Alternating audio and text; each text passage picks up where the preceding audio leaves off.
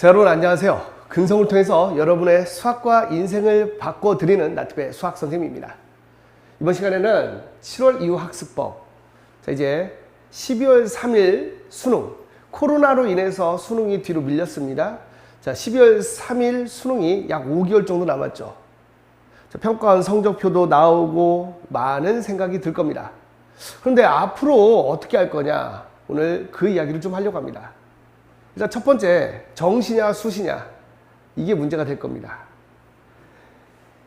애리조나 사막의 호피 인디언들은 기우제를 드리면 반드시 비가 옵니다.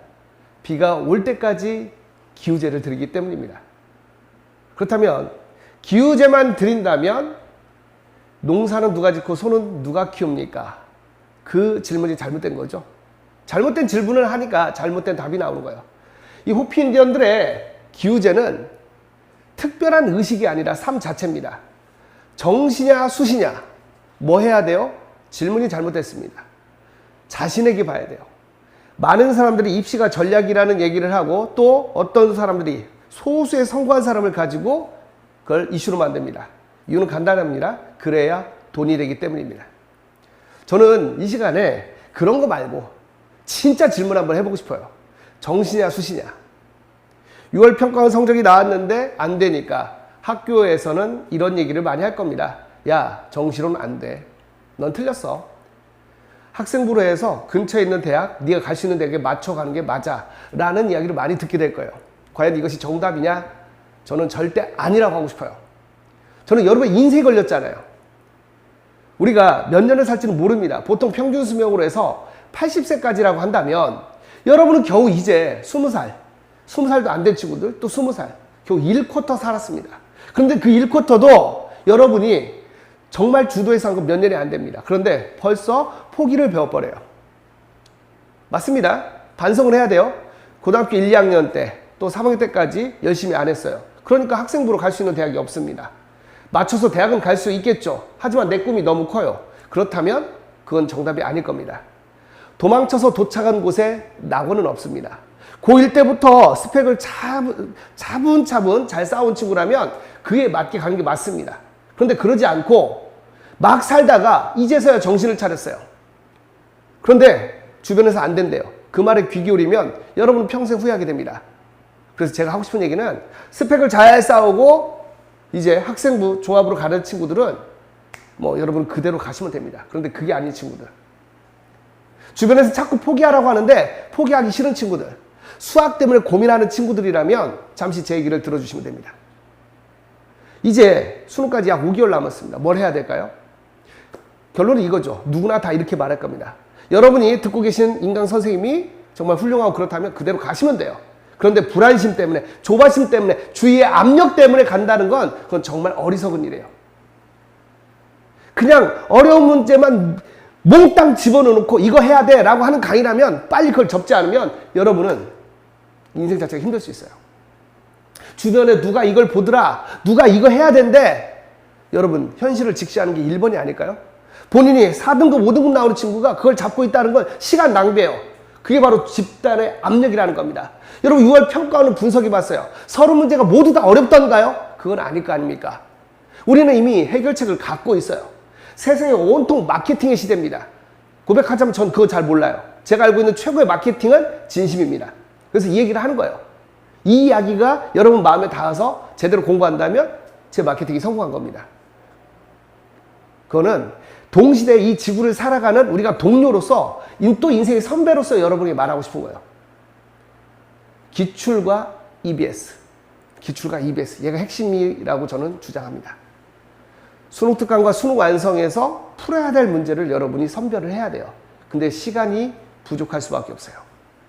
학생들이 공부한다고 하면서 자이머 몇 개년간 기출문제 갖고 다니면 기출문제 한 것만 해도 두께가 이만큼이에요. 그거 뭐 하는 거야? 물론 해설이 많긴 하지만 그걸로, 여러분 제가 농담처럼 하지만 그걸로 머리 맞으면 머리가 돌아갈 겁니다. 5개월 동안 그걸 하겠다고 책을 사는 건 아닌 것 같아요. 그래서 고민했습니다.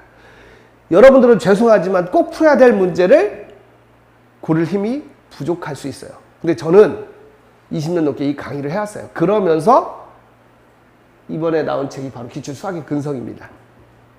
보고 항복으로 여러분 자유입니다.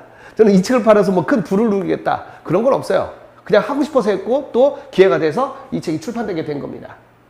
그래서 기출 수학의 근성 기억입니다.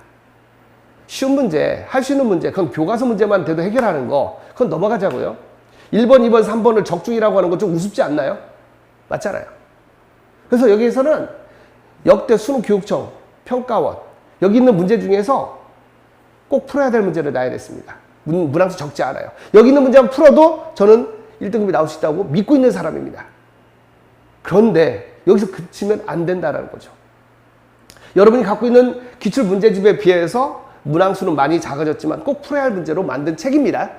그리고 해결하지 못하는 문제들이 나와요. 저는 계속 고민하거든요. EBS나 수능특강 저작권에 걸리는 문제들이 있습니다. 그런 문제를 책에 넣을 수 없기 때문에 기우제 모의고사로 해결합니다. 이 기우제 모의고사는 현장에서 해보면 집중력이 제일 좋아요. 문항수 많지 않습니다. 보통 6문제를 기본으로 합니다. 문항수 달라질 수 있어요. 많지 않습니다. 여러분 모의고사가 1번부터 30번 2점짜리 3개, 3점 14개, 4점 13개입니다. 그래서 100점이 되는데 사실 모의고사에서 꼭 풀어야 될 문제는 많지 않을 겁니다. 그런 문제만 골라서 제가 배열을 해요. 보통 6문제입니다. 시간은 20분에서 30분. 시험에 따라 달라요. 확통은 좀 짧아질 수 있어요. 미적분은 좀 길어질 수 있어요. 그 문제들을 풉니다. 시간을 맞춰서 풀고 모르는 문제를 여러분은 집중 공략하는 거예요. 자기 만족이 돼서는 안 된다는 거예요. 많은 친구들이 어떤 문제집을 가지고 죄송한 얘기지만 기출문제집 풀어야 되니까 2, 3점짜리 풀고 만세를 불러요. 그거 공부 아닙니다. 죄송하지만 진짜 공부 아니에요. 자기 만족이에요. 우리 진짜 제대로 된 질문 한번 해보자고. 또 몇몇 친구들은 제가 볼 때는 이상한 수학 문제집들이 있어요. 죄송한데 그분들은 그게 옳겠지만 이상한 수학 문제집을 질문한 친구도 있어요. 듣도 보도 못한 그래프를 가지고 와서 그래프 그리는 법. 물론 진짜 공부를 하면 도움이 될 수도 있겠죠. 진짜 공부를 하겠다. 대학에 가서 수학과를 가겠다라고 한다면. 근데 그게 아니고 수능을 대비한다면 글쎄요. 그 문제들이 도움이 될까라는 생각을 해요. 더군다나 그 친구들이 완전한 확고한 1등급이 아닌 친구들이 3, 4등급 친구들이 봐야 될 문제집이 아닌데 그걸 보고 있어요. 안타깝습니다. 그런데 본질 보자고요. 기출과 EBS. 우리 수능에서 점수 잘 맞고 싶은 거 아닌가요? 그리고 이렇게 해서 다 100점이 나오고 1등급을 맞았다면 이게 옳은 거 아닐까요? 경쟁이 돼버렸습니다. 누가 더 어렵게 내나, 누가 더 어렵게 내나, 누가 더 어려운 걸 가르치나. 그러면서 그걸 보면서 자기 만족을 해요. 그리고 뒤늦게 아직 어리기 때문에 나중에 후회를 합니다. 여러분이 후회하지 않는 인생, 본질 보라고요. 선택과 집중이 필요할 때죠. 뭡니까? 기출과 EBS. 그걸로 1등급이 나올 수 있다는 걸 믿으셔야 된다고요. 수많은 강사들이 미래를 예측합니다. 몇 번이 나올 것이다, 몇 번이 나올 것이다. 그 말이 맞던가요? 아닙니다. 여러분 미래는 알고 가는 게 아니라 믿고 가는 거예요. 기출과 EBS. 그런데 문제는 뭐냐면 기출과 EBS를 몇 번 봐야 되냐. 방금도 올라온 질문입니다. 몇 번이라는 건 사람마다 다른 거예요. 처방전이 다릅니다. 그래서 고민했습니다. 그래서 탄생한 게 PR노트예요. 오답노트가 아니라 PR노트입니다. 현장에서 하고 있죠. 선생님이 자 혹시 선생님 인강을 듣는 친구라면 올 초하고 지금의 모습이 조금은 다를 겁니다. 고민했어요. 수학적 사고. 디드로 다이어트. 디드로 효과라는 게 있습니다. 하나가 바뀌면 나머지는 저절로 연쇄적으로 바뀌는 효과를 디드로 효과라고 해요. 디드로 다이어트. 다이어트 핵심이 뭐죠? 다이어트 핵심 뭡니까? 위를 줄이면 돼요. 위를 줄이면 된다니까? 근데 위를 어떻게 줄이죠? 적게 먹어서 의지만으로 안 돼요. 시스템이 필요하다는 거예요. 의지는 소멸됩니다. 그러니까 수많은 사람들이 다이어트에서 실패를 하는 거예요. 저 또한 그랬습니다. 그래서 고민 끝에 수학적 사고로 생각하는 게 디드로 다이어트예요. 힘들지 않아요. 스트레스가 적어요. 없지는 않지만 적어요. 스트레스가 없으면 죽을 때밖에 없습니다. 스트레스가 근데 적어요. 그리고 할 수 있어요. 해냈어요. 그럼 선생님은 다이어트 강사가 아니잖아. 그럼 이걸 왜 했을까? 증명하려고. 수학적 사고임을 증명하려고. 여러분이 하는 모든 시도는 실패가 아니라 시도였던 겁니다. 괜찮아요. 한번 생각해 보세요. 여러분 걸음마 배울 때 이론으로 배웠습니까? 엄마가 아이야 일어서렴 두 발로 걸어. 이게 걸음마야. 그렇게 배운 사람 있어요? 하나만 더 묻겠습니다. 여러분 자전거 타실 줄 알아요? 야 이게 페달이고 자전거는 중심을 잡고 걸으면 페달을 밟으면 가게 돼 있는 기계야. 해봐. 그렇게 배웠어요? 우리는 넘어지면서 배웠습니다. 자전거도 넘어지면서 배웠어요. 미국의 한 대학에서 이런 실험을 했습니다. 스파게티 게임이라는 거예요. 종이와 스파게티, 국수 가닥을 놓고 누가 더 높이 쌓나 시합을 했습니다. 흔히 말하는 MBA 석사들, 대학원생들, 박사들, 그리고 6살짜리 꼬마아이들을 놓고 시합을 했어요. 누가 이겼을까요? 맞습니다. 제가 이걸 물어보는 건 6살짜리 꼬마아이들이 이겼다라는 거예요. 왜 이겼어요? 많이 시도했기 때문이에요. 많이 시도해보다 보니까 길을 찾은 거예요. 여러분 많이 틀리셔야 돼요. 자기 만족하면 안 돼요. 그게 피알로트라는 거예요. 틀린 문제를 알 때까지. 수능 만점자들의 학습 비법은 반복이었어요. 단 의미 있는 반복이라는 거예요. 그 의미 있는 반복을 한 게 피알로트입니다. 여러분 이건 진짜하지 않을까요? 이걸 여러분이 한다 해서 저한테 경제적 이익이 없습니다. 여러분이 디드로 다이어트를 한다 해서 나한테 하나도 경제적 이익이 없어요. 같은 지구에서 동시대에 살다간 인생의 선배로서 수학이 힘들고 괴로운 친구들은 이렇게 하면 성적을 올릴 수 있다는 겁니다. 이제 7월입니다.